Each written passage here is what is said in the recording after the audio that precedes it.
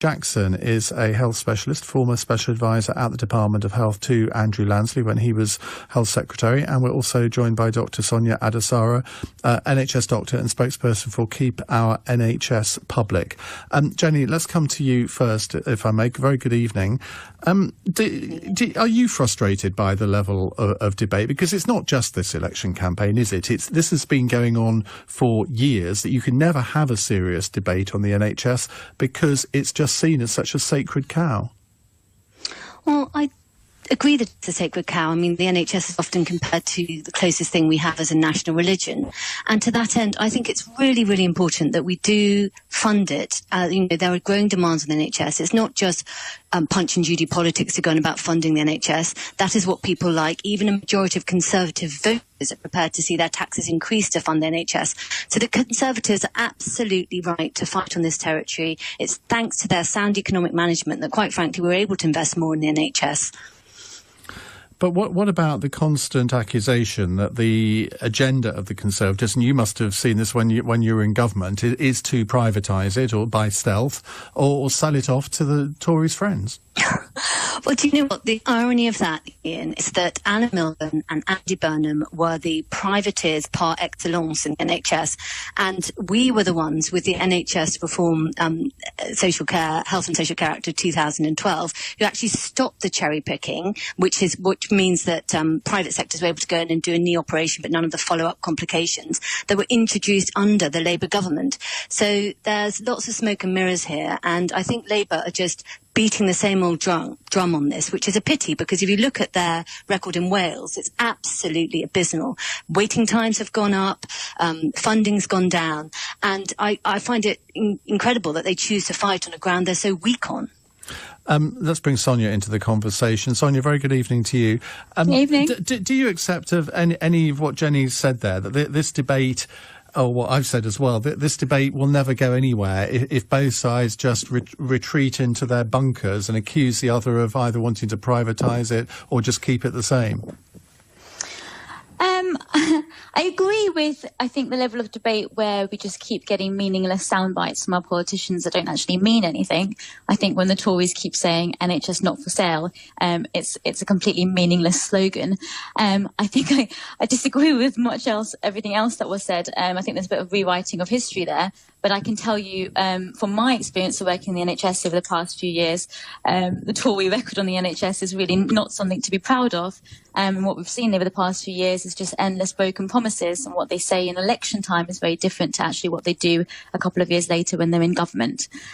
So I can give an example from the time when your commentator was speaking when David Cameron, when he was in electioneering mode, he said our NHS will not be privatised. He also said that our NHS will not have any top-down restructuring. And then 2 years later, we had the Health and Social Care Act, which was just mentioned. That led to massive restructuring. The health unions, the BMA, the Royal Colleges were all against this. It introduced the market into our NHS. It has wasted billions of pounds. It did. It's wasted billions of pounds, which reputable think tanks have all said. And it is why that we're seeing increasingly more and more contracts over the past few years being taken over by the private sector. And, I'm not just making this up. We've had 15 billion worth of pounds of NHS budget in the past 5 years go into the hands of the private sector over the past 5 years. That's fact. It's actually the last person that I spoke to from your organisation, Keep Our NHS Public, said that it was 10 billion. You're saying it's 15 billion, which is a 50% increase. Both of you can't be right. So I read this just today on an article. It was a Guardian article. It must be true then.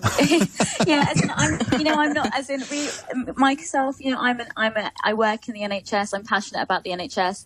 I have found myself becoming a campaigner from what I've seen on the front line over the past few years and what's happened to patient care. I do my best to try and read up around this. All I'm pointing out, Sonia, is that if you say something is fact, it does need to be a fact. And I mean, it may be 15 billion, but your colleague said it was 10. Article. Okay. Yeah, I can find the article for you. And actually, if you go on Keep NHS Public, there's a real, it's full of details and facts and evidence. Jenny Jackson, it is a fair accusation that Sonia made there, that in the 2010 election, David Cameron said, well, we've had enough of top-down reforms. And then under Andrew Lansley, that's exactly what we get. Well, I think Andrew Lansley made his plans perfectly clear before the election. We published a white paper a year and a half in advance for everyone to see, and that white paper went on to become the legislation. But may I just come back talking about? No, they're not. But it was by the professionals, and we talk about professionals a lot. We talk about the doctors and nurses. They were consulted widely and fully, as they should have been, on that white paper. But talking about facts and figures, and they were let's not forget when it comes, if I may say, that when it comes to introduction of the private sector to the NHS, here's a fact for you. PFI is going to introduced by the Labour government, introduced by Labour. So let's not rewrite history. Let's deal with the facts. And I know you're on the front line. 15 billion pales in comparison to the 199 billion that the PFI contracts are going to cost us in 20 years' time. So when it comes I'm completely against the PFI contracts. I think they're an absolute disaster for the NHS. Okay. One at a time, Sonia. I think the PFI contracts are an absolute disaster. I would never argue for the PFI contracts, but I think we should be arguing about what's happening now and what the current parties are offering. Not talking about what Labour government did 20 years ago. That's, I'm sorry, I was responding to your point about rewriting history. You said actually in response to that, let's rewrite it in a fairer and more accurate context. So I was responding to that. I'm definitely not here to defend previous Labour governments. I'm here to talk about what's happening now in our NHS and what's at risk. We've got 3 minutes left in this conversation. Let's devote those 3 minutes to the future. And both of you set out what you would like to see happen differently in the NHS over the next 10 years. So not necessarily radical reforms to the system, but what do you think, whoever's elected on December the 12th, what do you think the priorities need to be? Sonia, let's start with you. So funding is an obvious one, and you can see this if you walk into any hospital. You will see how the chronic systemic lack of funding over the past few years is impacting patient care. You can now see hospitals with out-of-date equipment, out-of-date scanners. You have some hospitals with ceilings leaking, sewage onto the wards. So funding is really important, and this is not just funding for hospitals, funding for general practice, funding for public health, funding for social care as well. Social care is something that just really does not get discussed enough. But I see, quite frequently I have patients coming into hospital who shouldn't be coming in. My elderly patients coming in purely because you're diagnosing the problems here. You're not coming up with any solutions. So I think the solution. I think we need to have a proper plan for social care. So currently the social care system is just unsustainable, and it's unfair. There's a real inequity of the social care service. So I'd want our political parties to have a plan of how they'd create a social care service that is fair, that provides fair and good care for everyone in our society. And so that's, for me, that's a really important thing. And then, yes, I would want to stop end this creeping privatisation of our healthcare services because it wastes money. And we've seen time and time again care being compromised because private contractors, they take over services, they cut funding from the front line, care is compromised. And we've had numerous examples of this happening. Right. Jenny so I'd like Jackson. to end this. Jenny. Well, thank you, Sonia, because actually you should be a Conservative Special Advisor because the first 2 points you make are totally in keeping with the Conservative manifesto. Brilliant. More NHS funding and social care on green paper on social care. Let's get that sorted. A plan. No, Sonia, Jenny didn't interrupt you, so let's let her continue.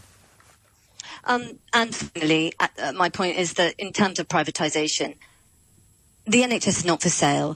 We have said the NHS is free at the point of use based on need and not ability to pay. That is in statute, and that is fundamental to the Conservative Party, as it is, as Labour say it is to them. But what I really want to see is that, we talk about all these structures around, it's about the patients. I don't think they care. They want cutting-edge technology. You talked about CT scanners. It's an international market. We need to be really savvy. We need to use the opportunity of Brexit to get the best deal for the patients. Because at the end of the day, they don't really mind where technology comes from, where drugs come from, but they do care about the quality of care they're given, and that is what a Conservative government can do for them. Yeah, I completely agree. And in my last shift I worked, we had patients waiting in A&E for 6 hours before they see, and we had elderly patients left on trolleys. The quality of care after 9 years of Tory government is really, really bad. So I completely agree with you. Let's think about patients and quality of care, and let's have a look at the Tories' track record on that. OK, well, I think you've made a valiant attempt to do that over the last 10 minutes. Thank you very much to both of you, Jenny Jackson and Dr. Sonia Adesara. Let's get to your calls in a moment. 0345 6060 973. I've said we should raise the quality of debate on the NHS. Did we do that over the last 10 minutes? Not so sure we did particularly, but let's try and do it over the course of the next 45.